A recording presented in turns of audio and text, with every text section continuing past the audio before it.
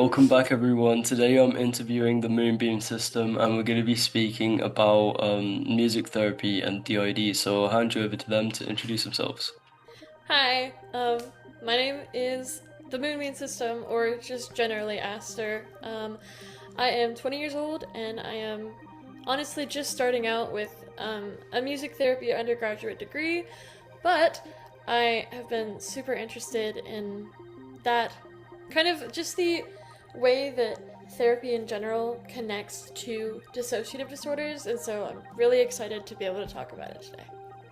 Yeah, so specifically, your interest is in, alternative kind of therapies for DID, so things that aren't this typical framework, is that correct? Yes, yeah. That's great. So you're currently studying. Could you tell me a little bit about that and how that is when you have DID? Um, so I will be honest, the first 2 years in college that I have done so far have been mad, crazy, absolutely awful, just because we've been really trying to figure out, um, well, our place in the world and just how to, like, really get in there and do things and function on our own. Obviously, with DID, it's like you got the amnesia and the random switching and like triggers out in the world, and it's really hard to like take a grasp. And we also like suck at planners, and so it's just been like kind of terrible. But we did our first year in college was psychology, and our second year was music education, Hmm. and so that's kind of how we figured out, oh, well, we should combine those two and do music therapy. But with college, it's just mostly been making sure to write down everything um, and just consistently keeping open our email. Just. We're at all times open. Mhm, yeah. So, would you say that, with differences of interests, opinions, likes, dislikes, and, goals between authors, is that something you experience and does that affect, studying? Yes, absolutely, 100%. It's so funny because we started doing DID focused therapy a year ago, and so a year ago we couldn't decide on like nothing. Like there was nothing we could do that was like everybody agreed on, um, and so it was just a lot of the time we would even have arguments over who was attending what class, or like I, the host, would go to class and someone else would come out, and I'd be like, bro, what the fuck are you doing here? And then with therapy, it's actually built up communication, and that in itself has just really been empowering to do what we like do best. I don't know, that's It's weird, but something I yeah. guess you kind of must collaboratively have some kind of shared passion for as well. Yeah. Music has been like the one thing. I think there was a period of like 5 years where we didn't go a single day without writing some sort of music thing. So, That's great. yeah. Honestly, I'm very happy that, your system and you've been able to come to some kind of collective kind of agreement or something that you're collectively quite happy doing. And so, would you say that your lived experience has really, pushed you to look into things with music therapy benefiting people with DIE? Yeah, absolutely. I think um, with us and a lot of other systems that we've spoken to and just like seen out in the world, it's a lot of us have some sort of creative thing, whether it's writing or photography or music or, instrumental things, whatever it is. Everybody that I've seen, like, we do something to cope, and a Yeah. lot of systems, it's something creative. And so I think using that creativity that we use to cope and like empowering it in a way that would also help us grow and heal is like it's just mind blowing.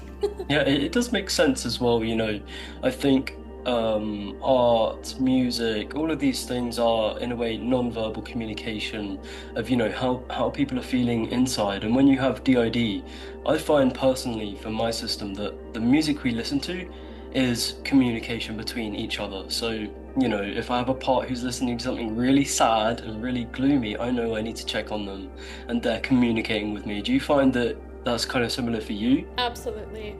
I think it also translates because we um, write our own songs a lot, and so like when I look back on my notes app or my journal and I see, oh, this person is like writing really sad lyrics, then it's like, oh, okay, I know how we're feeling now. And I think it also translates. We've started doing this like exercise where when we wake up, we just take out a piece of paper and like draw whatever we're feeling internally. And that has also like built up a lot of just taking time to sit there and be like, okay, how am I feeling right now internally? How are we communicating? And it just sets up the day to where I know like, okay, I need to check in on this or I need to take this slowly, things like that.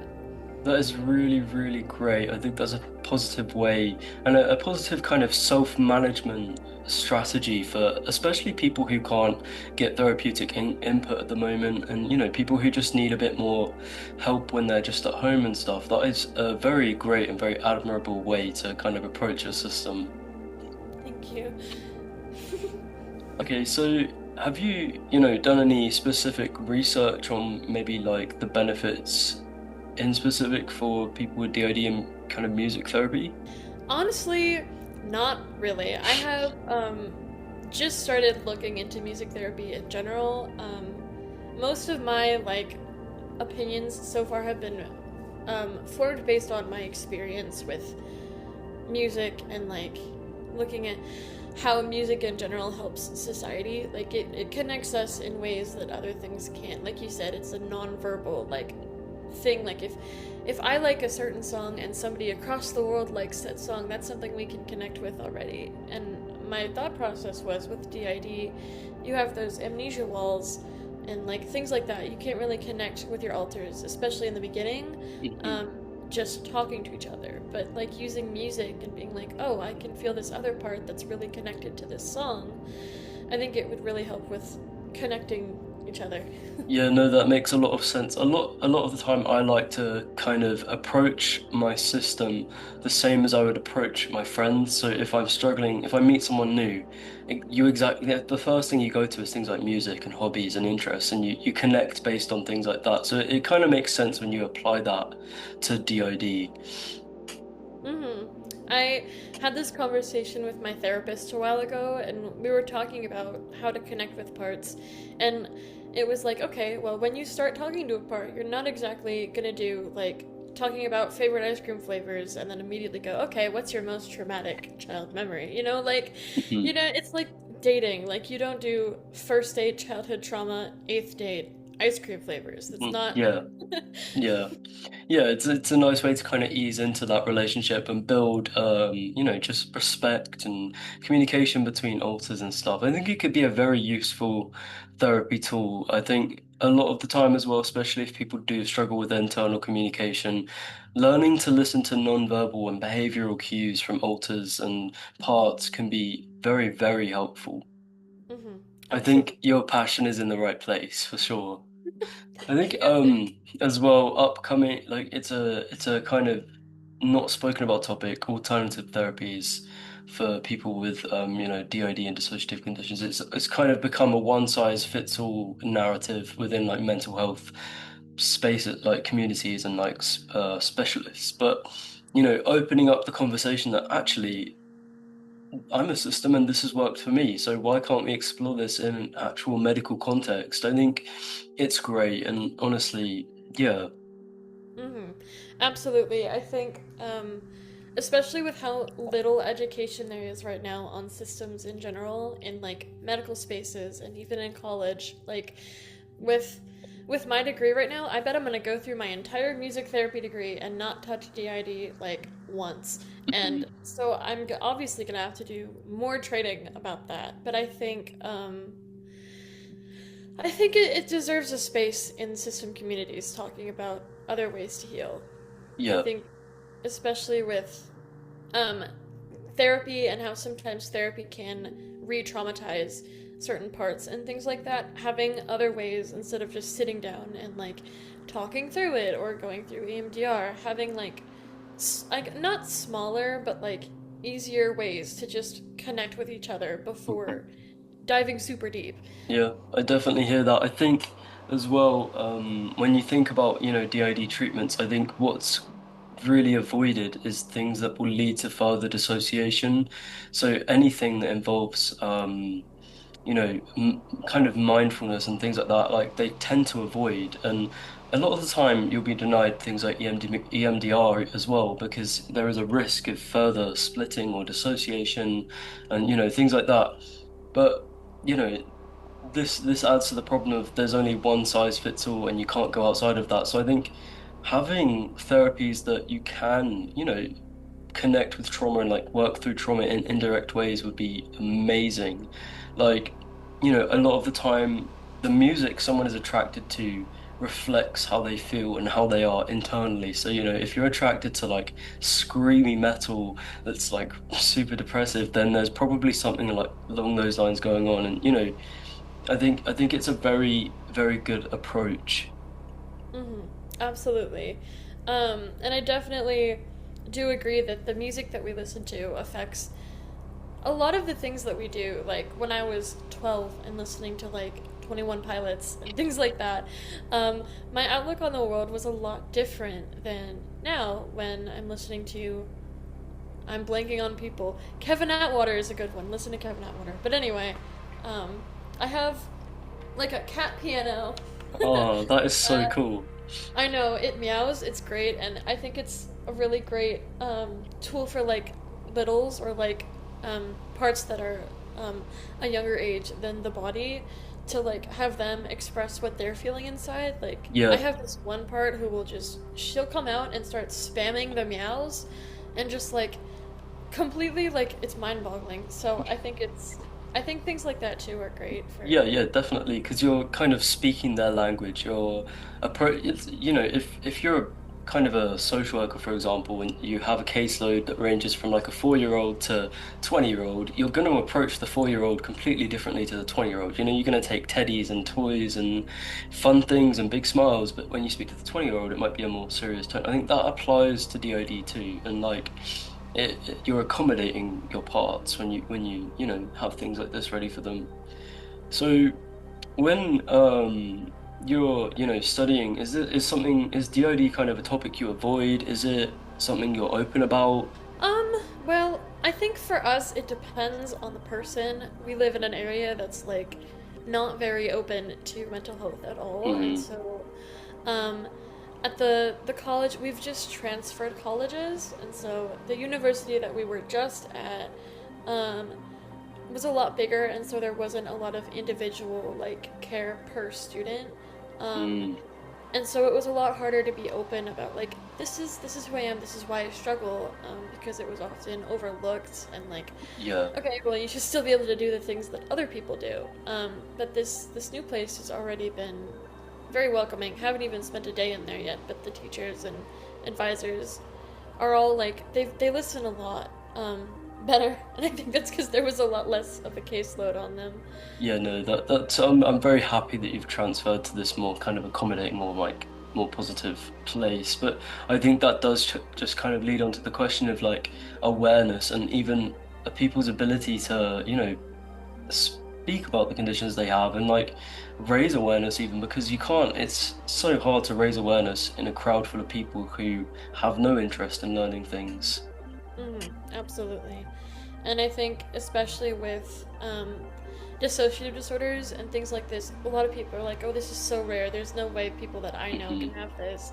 It's like, I mean, it's rare in a psychological, statistical um, way, but it's not rare as in like two people in the entire world have DID. Um, and I think it definitely, there's a lot of spaces that it needs to be brought up a lot Yeah. more. Yeah, no, I definitely agree with you. And this is something that, I think what you're passionate about and what other people are passionate about is going to help, regardless of if it seems like it right now, it will help. It will get us somewhere. And just bringing DID into conversations like music and kind of merging it into things that are just everyday helps to really humanize the condition and, just raise light awareness about the condition, get the conversation flowing. Yeah, I think that's a major part of why I'm like so passionate about talking about it because nobody nobody talks about it, and Hmm. it's then you bring it up and people are like, "Oh my god, who's your evil person?" You're like, "We're not evil, we're just like traumatized." Hmm. You Um bring it up and people are like, oh, like Split, like the movie Split, and it's like, ah. no, I know that's the only. It sucks because it's the only education people have access Hmm. to, at least until recent years, and so people who are like older generations, for example, they're not gonna want to watch like the more modern things because they have more important things to do. It's Hmm. I think this is the problem. It's like, for example, the movie Split is like the most accessible, widely recognized piece of media that's kind of digestible for the viewer that's available, but it's so sensationalized and violent and inaccurate. And but people look at them, people would watch the movie and they're like, I have a PhD in this now. I can tell if someone's lying. I can tell if someone doesn't have it. I know everything about it. And because you don't grow claws when you switch, you don't have it. It's just like, it's so very frustrating. I guess that leads me on to the question, if there is or was one thing that you could have everybody understand about DoD, or yeah, what would that be? I think it's a lot more discreet than people are expecting. I think there's so many people in your life, and there's no possible way to know if there's nobody that you've ever met in your entire Hmm. life that has DID. I think the more that we educate ourselves on how like it presents itself, the more people are going to be able to just be like, okay, yeah, understandable. How can I help you? Instead of freaking out. Yeah, yeah, I definitely hear that. I think that's a very important message.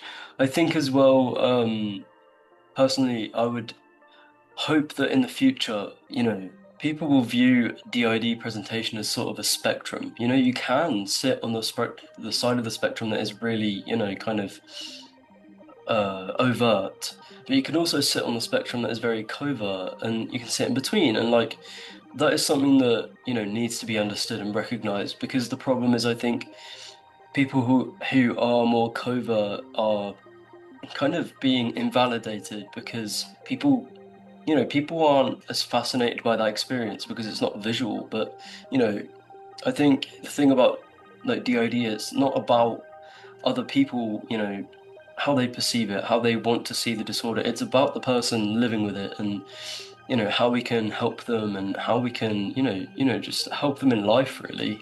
Mm-hmm. Absolutely.